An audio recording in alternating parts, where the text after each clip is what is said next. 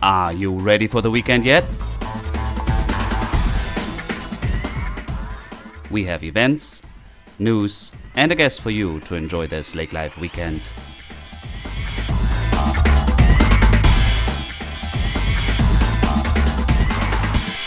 Hello and welcome to another episode of Lake Life Weekend Podcast. This is Dirk, I'm your host, and we have weekend 39 already. And we have a really nice late summer. I'm glad. Ahead of us this weekend is Maple Leaf Days in Maplewood State Park. One of my favorite events, actually. Very nice hiking and just walking, sightseeing. Well, sightseeing, I guess. Color sighting, maybe. Even better.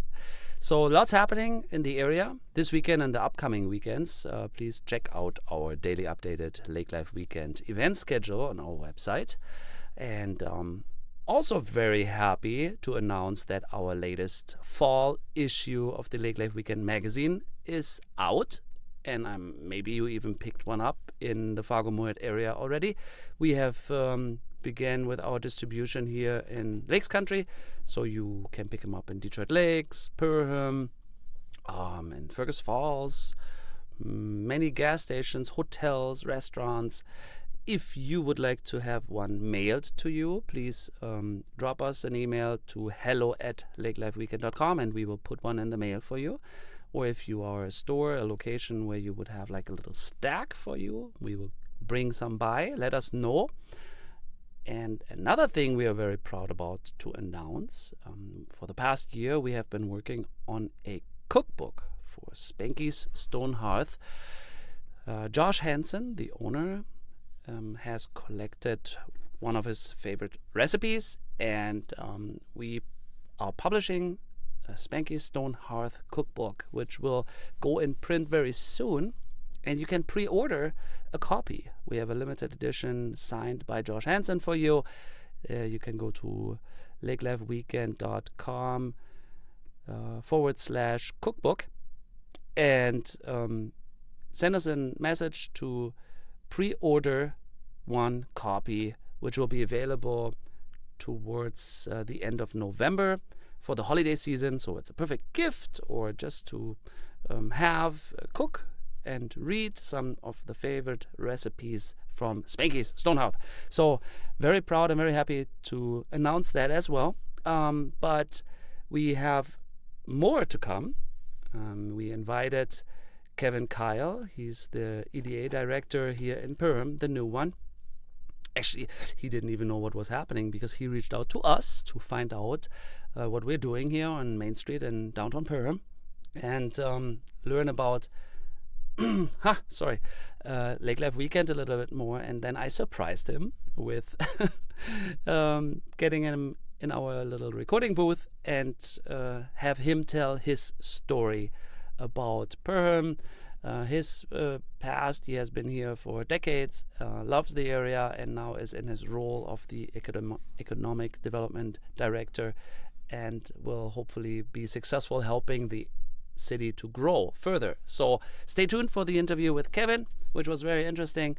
And all I said, please feel free to email us with ideas, critiques, questions to hello@lakelifeweekend.com, and then we will answer. Yeah, pick up the latest magazine, enjoy this podcast, and thank you for tuning in. Have a great weekend ahead. Hello and welcome to our interview part. I'm here with Keil from the city of Perham. Hi, Kevin. Hi, how are you? I'm doing good. And you emailed us last week to come and find out who we are and what we're doing here on Main Street in Perham, not knowing what's all hidden in our little building. And I was so glad because I did not warn you that we have an interview today. Right.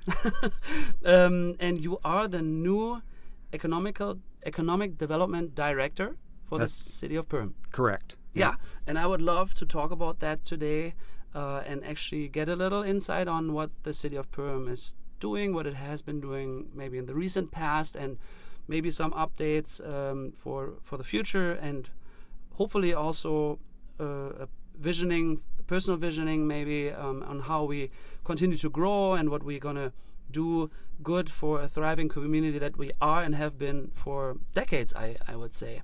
But before we deep dive into city business, maybe you can introduce a little bit yourself, where you're from, how long have you been in the area, what did you do before?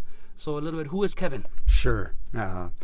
Excited to be here today, and certainly glad to kind of see what you're doing in here. It's been very interesting. So, thank you. A little bit about myself. I grew up here. I graduated from here. I went to Morehead State. Oh yeah. Got an accounting degree. Came back and actually went to work at Barrel of Fun. Yeah. Spent lots of years there. My most. So you're numbers guy, accounting? Yeah, accounting. Yeah. Most recently, I was a general manager at Barrel of Fun, and then when they was sold to Shears, then I stayed as the general manager until, matter of fact, 2 years ago, about 2.5 years ago. So you're a businessman. Yeah, and my brother and I and a couple other guys actually own a couple of other businesses in town as well. But that's really my background is business, and I also ran the Perham Wall and Truss plant.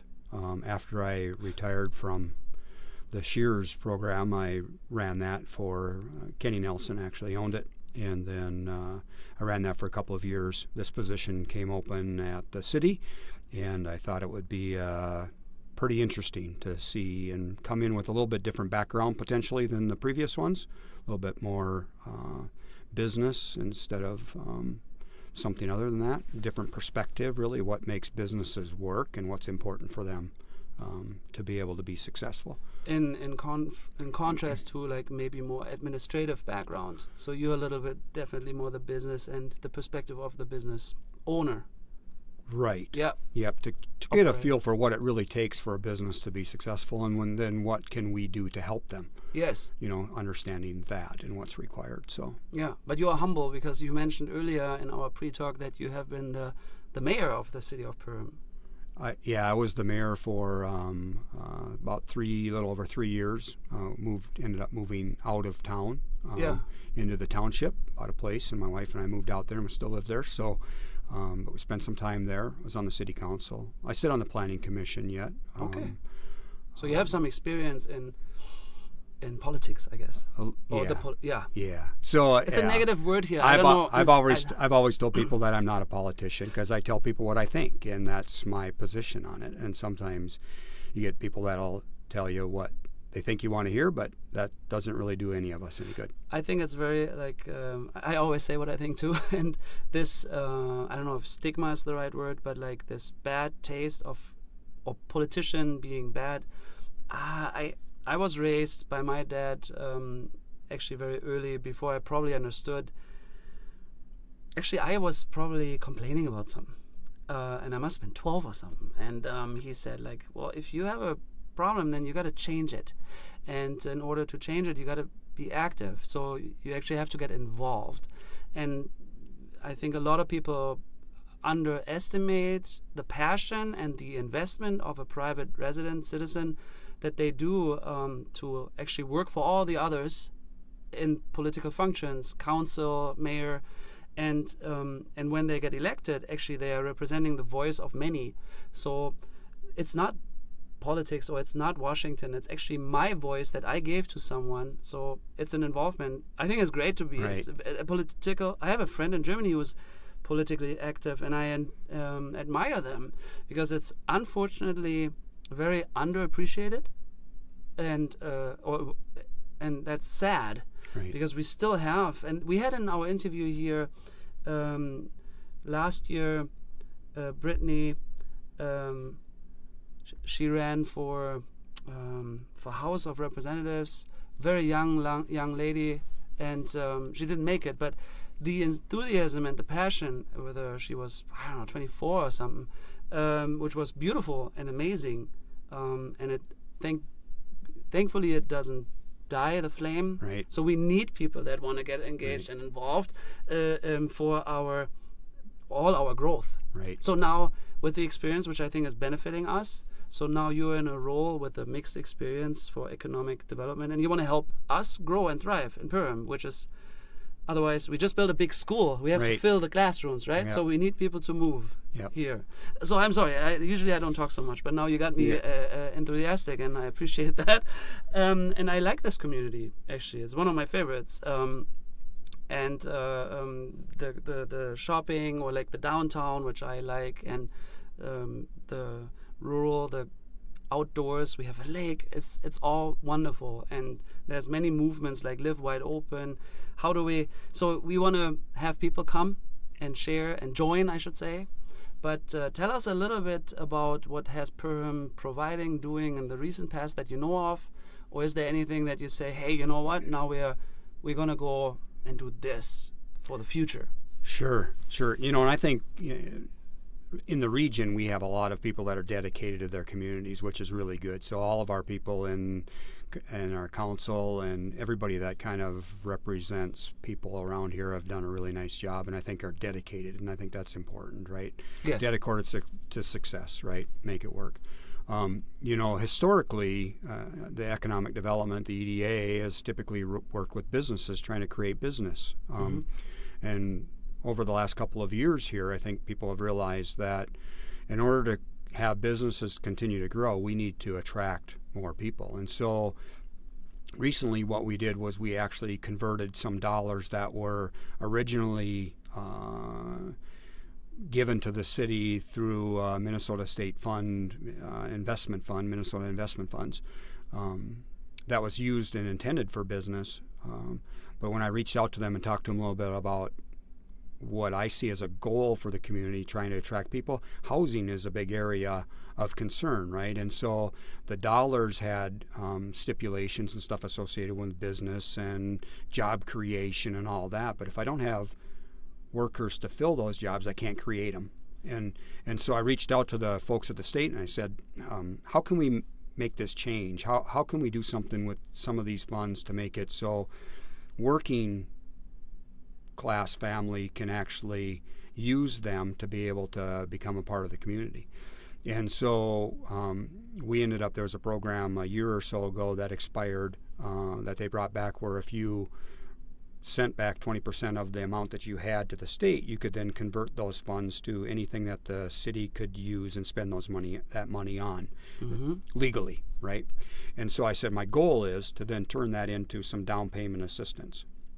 And lots of times when you have government programs, their down payment assistance are low-income folks that are making less than what we're paying in the community, right? And so in this case... No, for house purchases, right? Down payments. Right, down payment for a house, to purchase a house, right? And so in Perham, we pay a pretty competitive wage for the region, for sure, I think. And so most of those folks wouldn't qualify for some of the government programs that are out there. But with us converting these funds, we've now taken off the restrictions that were required by the state, and now we can apply some of our own. And so we've increased the value that homeowners can be making. So a family of 3+ can make $101,000 to qualify for this program. And so we've created a $10,000 down payment assistance, which has to be paid back sometime, but there's zero interest and zero payment for up to 30 years. So if you were to go out and take out a loan at the bank that would meet the criteria that we have, we would give you a $10,000 down payment assistance loan that you could go for the life of that loan. Wow. Once that loan is paid off, then that would be mature, and then you would have to pay it back. Or if you were to refinance it, so some people 5-10 years down the road build equity in their house, they refinance it, we would ask for repayment then, and then we would use that money to loan out to somebody else.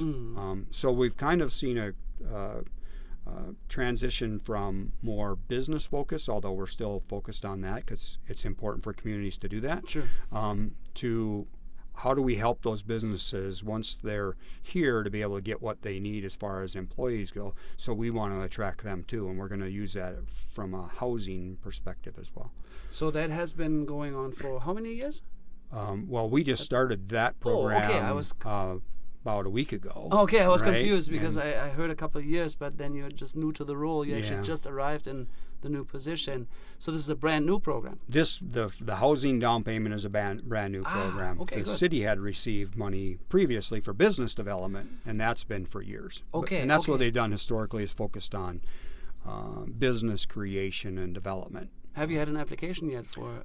We've actually had 2. Really? Yeah, within the first week we've had 2, and we've had a number of people contact us for more information. Oh, wonderful. So yeah, it's exciting actually. It is to see that. And so I have always been thinking about how to, because we are communicating lake life, but I'm communicating, and in our opinion, we communicate the area. It's like lake life, which we live every day by just living in lakes country. It doesn't necessarily mean that you have to live on a lake, in my opinion. Right. We have so many public accesses and public beaches. Lake life is also ice fishing, yeah, and you can just go on the ice. So that means we have a lot of room still for residents to come, and we have a lot of jobs to fill. Right. And I always had this concern too. There seems to be always opportunity to work. Right. And we struggle in attracting. I don't think we are struggling to attract. I think we are struggling to win people to relocate. And one issue is there's not enough housing. But now, does the down payment, does it help me to new construct, or like how else are we tackling that? Now we have an incentive to get into a home fairly easy, but how are we helping to create new homes? Yeah, and so we're trying to do some low interest loans, and we're doing some TIF stuff where we help finance things through tax increment financing programs. Okay. To refund investments in infrastructure and stuff for new developments. Okay. And so that's available as well. And then, if there's some other, hopefully the down payment assistance things gets people interested in not only building houses as a developer, because now all of a sudden you have the ability for somebody to maybe buy that house, or more people available to buy that house because they have a down payment available. So we hope that domino works. Effect. Yeah, exactly. So we make it interesting for the developer, but now also for the purchaser. Correct. Which hopefully moves that process along quicker, right? Yeah. Otter Tail County, actually, the Otter Tail County Board has just recently approved an agreement on a tax abatement. I heard about that, so tell us more about that. So they are willing to rebate taxes for the first 5 years for up to $5,000 total. So over that 5-year period, whichever comes first, either up to $5,000 or the 5 years. On my property taxes? On your property taxes from the county tax portion of it, right? Because your tax statement has county taxes, it has city taxes, it has hospital and school and all that stuff right on it. And so they've also asked the city if they would be interested in trying to do something along those lines as well and partake in it. And so we were just recently asked about that. So we've already started conversations about what can we do from a tax perspective to maybe help those folks that are looking at doing some new house building. Maybe we can help do that same type of thing. Is that from Otter Tail County for new construction, or when do I get the benefits of that tax deduction? Yeah, it's actually new construction. Okay. Yep, it would be all new construction. And one of the things that we run into a little bit, and that's county-wide, but one of the things that we run into a little bit of a concern in Perham is we have you can't be eligible for another government type program, right? And so most of our new development in Perham is in a TIF district, and so it's already qualified for a program, so it wouldn't be available for that. But the TIF already allows for that portion of it, so they can't double it up. But if there's some existing lots in town that aren't in the TIF district, then that is available to folks as well. Okay. So maybe they've owned a lot for a long time and always had planned on building there. Now is a good time to do it because they have that incentive from the county, and the city is contemplating trying to figure out how we maybe help that program a little bit as well. So now we already here. You just arrived, and we have a successful program in place, the down payment assistance. What else can we expect to happen, or what is your future visioning? Do you have like a 5-year, 10-year plan? Does the city have a 10-year plan? Like where are we at? Or how big is Perham right now? We just built the school 2 years. Oh no, it just completed last year. Right, first year went through. Yes. How's that been going? Really well. Actually, the numbers are up, and I think they were up 88 students or something this year, which is exciting, right? It's Really? Yeah, and that would be throughout K, even the preschool through 12th grade. So they're up 88, and I think that the number was like 250 since the bond referendum was approved. I think they're up like 250 students since then. So I think it's 2013-ish till now. Wow. How many? That's significant. Right. So how many residents are in Perham?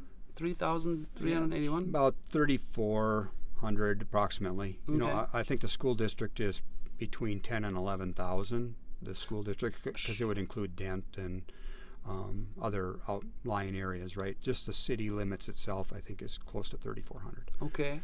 And what's our goal? Is it like 5,000 in 10 years, or do we have any projections or goals? Or? As of right now, I'm not aware of what those goals would be. We haven't really sat down, and I haven't really kind of come up with some numbers, but it's certainly things that are on my list of things to accomplish, right? Okay. Is to kind of have a vision where we would like to go. And so but we're all growth. Like Barnesville, for example. I was a foreign exchange student in Barnesville in 1995-96, so that's kind of like my emotional spot. And I remember when I was there, I don't even know what side it is. I think it's the south side or something by the water tower. They added, they grew the town, and they have tax incentives. And I think they have been fairly successful. I mean, it was like 2,100 people when I was there. And sure. Maybe now they are 2,400, but that's 15% growth. Right. It's still, there's a train. There's still a lot of people that move to Barnesville. It's a commuting town, or a commuter community to Fargo-Moorhead. Maybe a little bit easier sell than Perham, but we have growth opportunity, and we are putting things in place to do that.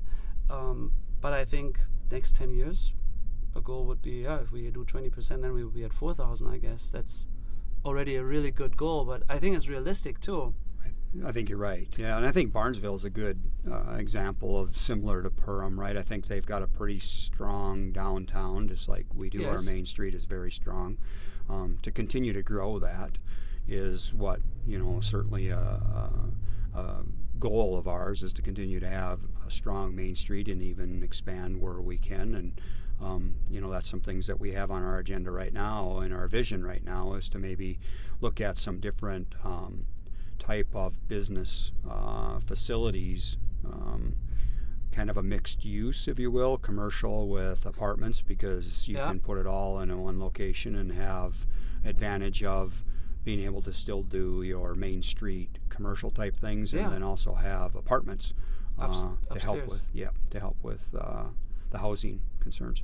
Yeah, I mean, pretty much every downtown, particularly in Detroit Lakes, they're doing that now. The Norby's building is just being converted as we speak. And then there's even more coming down towards the lake. They're just putting up another multi-use, in Detroit Lakes, across from Central Market. So, no, I would love to see that happen here. And downtown Fargo has actually grown like that for the past 10 years. The Fargoan across from the Fargo Theater was one of the first ones that got redeveloped by Terry Stroh, architect, downtown, and the condos have been available. I think it's just 10 years or 12, and the Renaissance program. So you need activity downtown to thrive. We have the restaurants here, we have the brew, we have Pine Island Fish Company, and all those many more. But we need the people using them, and so we want to move them. I could see stuff like that happening here in Perham too. If you start thinking about it, really, I'm kind of a Perham history buff, and I collect Perham stuff, right? And if you think about it, a lot of the older buildings that they've redone, they've done things, apartments upstairs, commercial on the main floor, right? Absolutely. And even from a housing perspective, you're seeing some of that falling back to the smaller lots, smaller homes, more affordable, just because of the cost and things. And we don't want to go back to the 1900s, but from a technological and an advancement that we've got today, but certainly from uses, potentially there's some opportunities there. Yeah, no, I agree. So yeah, maybe we have to make a good goal to work towards for like 20% in 10 years growth. I hope the school can handle it. Yeah. I don't know. Well, I think they're built for that growth. Good. Yeah, I would imagine. Yeah. So actually, maybe not even everybody knows. Like we have so much business. I mean, everybody is aware of the KLN and the shears, but then we have industrial manufacturing. Like we have so much more business in Perham. Can you name a couple more? Yeah. So, well, what's interesting about Perham, and you talk to most people, is we have more employees than we have population, right? So I think we employ well over 4,000 folks within the city limits. So Bongard Cheese, they're out of Bongard, Minnesota originally, and when Land O'Lakes closed the plant, I'm not even sure how many years ago it was. I forgot we had the interview here too. Yeah. But yes, we were lucky enough to have them come to town and take over and invest a lot of money, by the way, along with some of the other businesses, whether it's the KLN companies with Tuffy's and Kenny's Candy, Shears, IFS Industrial Finishing, Kit Masters and Swan Machine is a group that came originally from the Perham area and were in the metro area and started some Kit Master things for, they were kits for rebuilding fan clutches on semis, and started in a small business and has grown to a really large company today, probably 150 to 160 employees. Oh, really? Wow. Yeah, and so that's pretty large. The hospital employs quite a few people. Arvik is another big employer in town. And then the school itself, I can't remember exactly how many employees they have, but there's a lot of employees there. And then, of course, 40 at least.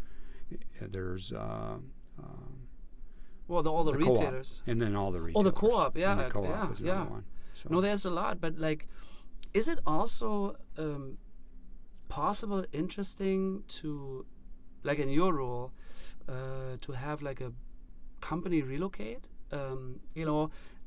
Let's say in the news we read Amazon is looking for a new, not Amazon Perham, but Amazon was looking for a hub, and I think Minneapolis applied. I don't know, now I'm making names up. Miami and Omaha. Right. I don't know who it was, doesn't matter. I knew Minneapolis was it. Right. So they apply. So Amazon makes a big announcement here, please apply with all the benefits and we will decide where to place it. Right. Is there something like a Kit Masters, you just mentioned 150, 160, would there be smaller, I don't know what it even could be, something like Lund's but not Lund's, I don't know, is there small companies where you could say like, hey you guys, are you interested in relocating? I don't know, is that possible? Yeah, I think that there's an awful lot of small companies out there that you just have to get a hold of and see if they're looking to relocate, because maybe they're outgrowing where they are, maybe there's some opportunities. Lots of times I think you get people that may vacation here or have been here before that are small business owners. They're saying, you know what, Perham is a great area. We need to do something different than what we have today. Let's look at something in Perham. And I think we just continue to do advertising around about Perham and what we've got to offer, and to try to attract those folks. But I just realized after saying that, now we have this devil's circle situation where maybe we have a willing company, like we have, for example, Malt Works in Detroit Lakes. Right. We have Great Northern. It's a pizza. It's a young couple that started a frozen pizza company. I haven't been able to get him in the interview yet, but I'm just like fascinated by those little stories. So they're building a pizza factory in Detroit Lakes. Who would have guessed? Yeah. Right. But on the one hand, we have motivated entrepreneurs wanting to create and build and do something. But now we have the devil's circle. Like, but wait a second, who's going to help me? Right. Where's my labor? Right. So I think if we look at that, and we say the cat bites itself on the tail in German. Yeah, it's a round thing. Like it's always the same. The cat bites itself on the tail, because we need housing and we need willing families to be here in the first place to actually take that job. So on the one hand, I cannot convince a land to come here, lose all their employees, and they need 200 people, and they're not here yet. Right. So I think if you look at it from that perspective, it's a no-brainer. We need better housing answers. And the first step is a purchasing loan. Down payment assistance. Yes, so that is one thing. But I think we really need either the city needs to develop something, in my opinion, or like a co-op even. Right. Like, hey, residents, if everybody gives $1,000, we have. I don't know how that works. I'm not a developer by any means. I played Monopoly when I was a kid, but but like if you were to say like, hey, let's just do maybe that's a good idea. We invite 200 people to give 10,000. What is that? 2 million already? Right. It's a lot of money. Mm-hmm. So I don't know how we have to get creative, but we have to make a super fund to actually move something in this town, because we need roads, infrastructure, and housing, and then they will fill. I think I know it, that they will fill. Right. And we all kind of know it. Right. So we need to find answers to attract investment to grow. Right. Right? We actually do have a group in Perham. It's called Grow Perham. Oh. That in 2000 and boy, I can't even remember the first year that they came out, but it was a group of business owners and a few employees that said, you know what, we need to get some housing done here. And so they invested in an apartment building. Okay. Within, I don't know, a year, they invested in their second. So they've now, since they started, have built 8, I believe, apartments.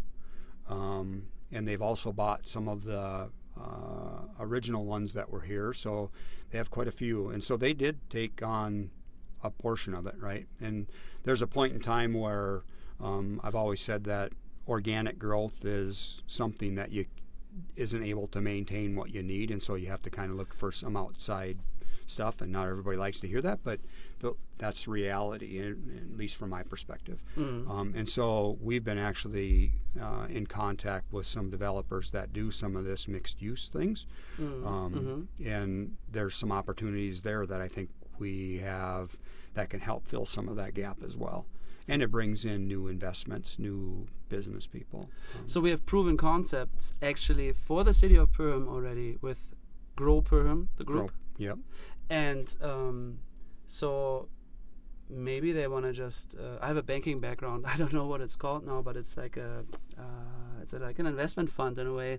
So their experience and their 8 projects and their financial history, like they could make a second edition now easily. Actually, I mean they are of a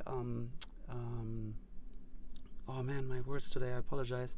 They're an asset to our community, and they're a resource because they can guide and help us grow even more because they have shown us that it works. Correct? Right. Yep. So, yeah, I didn't even know about that group. I apologize. Yeah. I'm not new anymore to the community, but like I actually now remember that I heard the term once before. But yeah, maybe we can initiate some risk-willing neighbors and make a second edition or like a 9th edition, I guess. Right. Right. Yeah. So we're actually very active. Yeah, the community has always been active, and so Dave Shornack is actually the gentleman that kind of leads it, and he's been and he works at Arvig, but Arvig is involved in some KLN folks, but Dave is kind of the one that has taken the lead on getting all that stuff done, and he's done a really, really, really nice job making that thing continue to grow. Okay. And I think that there's more opportunities for them to do some stuff down the road, but there's also, I think, ample opportunity for other developers to do some things in Perham.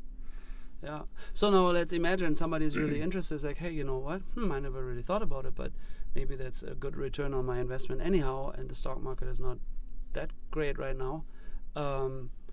So they can contact you. Yes. For sure, at the city of Perham Yep. to discuss or inquire or find opportunities. Yes. Yeah. Certainly can do that. Yeah. So, and your name now is on the website already, of course, for 2 weeks. My name is on there. Yeah. Yep. Good. Yep. So, do you have like EDM, current development, EDA? Do you have meetings every quarter or half year, public gatherings where people can come and hear a little bit? So yeah, the EDA actually meets once a month. Okay. And we just this morning would have been a meeting, but with all the board members there were a few that had conflicts, so we ended up postponing this one. But We meet once a month, and then every spring we have, and this will start before I got here, but they have an economic development big meeting, an annual meeting, and it was been out at the Lakeside Golf course. Okay. And they go through all the stuff that's happened and information about the EDA and all that stuff, and people are invited to come out and current take projects, envisioning, and yes. okay. Yeah. So you're very transparent and inviting, so people can get engaged. Very much so. Yes. Yeah. Yeah. Now, just to clarify, the EDA, but it's part of the city, like legally, is it an arm of the city? Or It is. Yeah. Mm-hmm. Yep. It's part of the city of Perham. So it's cityofperham.com would be the website they can go to, and then there's an EDA link along with the other links that we have, and shows a little bit of our community and things like that. So okay, so it's just a part of the city business, right. And so you're directly under the mayor then, or under the council? Yeah. So I work for the city manager. Okay, the city manager. Yeah, and I report to the board, or the board kind of gives direction, but. Okay. Yeah. And the board is the council, or who is the board? Nope, there's actually an economic development board. Oh, okay. Made up of some people in the community. So we've got business owners, we've got banker on there, CEO of the hospital, the Perham hospital. So a group of people. Are they voted in, or are they applying? And then who appoints those? The mayor or the manager? The mayor appoints them. Okay. Yeah. And yeah. they're like on it for 2. I'm just curious. Yeah, I was on 3-year term. Ah, yeah. Okay. Is So what they are. So is it 8 or 6, 10? there are 7. 7. Okay. Yeah. Unequal number. Yeah, to make sure we can vote one way or the other. Yeah. Right. Yeah.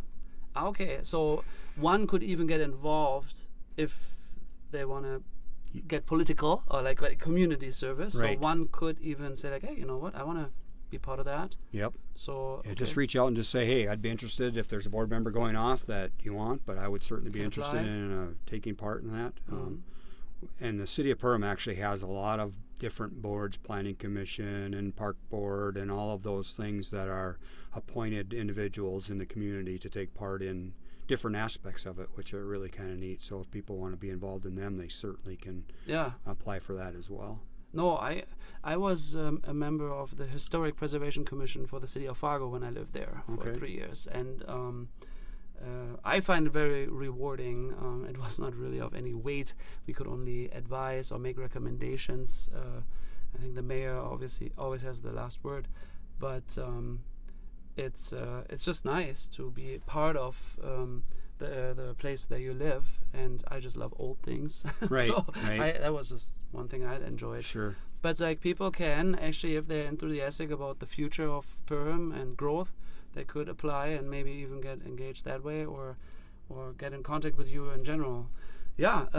What did we miss? Like, do you have a personal vision? Do you want to share anything? What is your emphasis? Or is there anything else you can share that you would like to make an impact in the time that you are now leading the EDA? So I just want to see Perham continue to grow. I've always been like I say, we moved here when I was 2, so I've been here a lifelong resident basically. Oh, okay. And it's just a great community and continues to grow, and I just want to see that enthusiasm continue. And one of the things that you'll find about Perham is all of the business owners really come together and work together. Lots of times it's quote-unquote competition, but these folks get together and they work together and they come up with ideas, and they all support each other through these things, which is really good for Perham, and it's good for a community to continue to grow, and that's what I think keeps us strong. A lot of good business leaders, and hope that continues. And just want to figure out how we can attract additional folks to watch businesses grow that might need new employees or more employees, those type of things. And like I say, I think it's competitive enough in Perham that wages are pretty good. Health benefits, health insurance, and profit sharing at some of the companies, retirement programs, 401ks, those type of things are available at a number of the companies in town. And so I'm just willing to work and do whatever I can to help those businesses continue to grow here and attract other people that will fit in. I think work-life balance in this area is so great also. I mean, you have the Pine Lakes, and you have a public beach, so you don't always need to own lakeshore property to enjoy our lakes that are our water lakes. I think this is fascinating. Coming from Germany, we have barely any access to lakes, and here we can just literally play on the lake the whole time, in the lake, on the lake. Water quality is there. So just by living here, you have so much contact to the outdoors, and yet you are in the city. I mean, we have the hospital is one big concern because of if you're injured, so you have like everything is right here. I like it. We have a 24-hour supermarket even. Like we don't have that in Germany anywhere.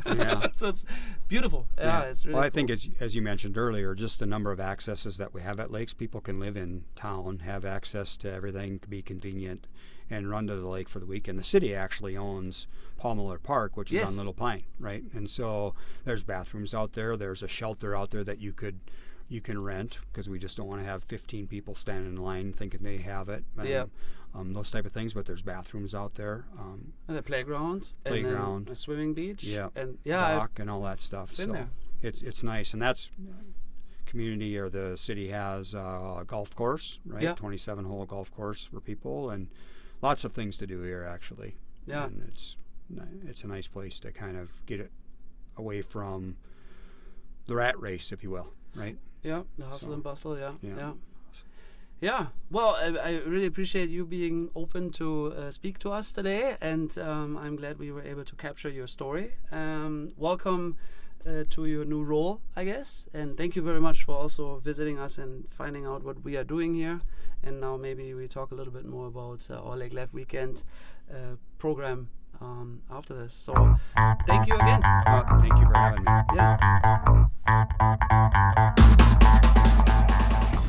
Yeah, this was already our newest episode of the Lake Life Weekend podcast. We sure hope you enjoyed it.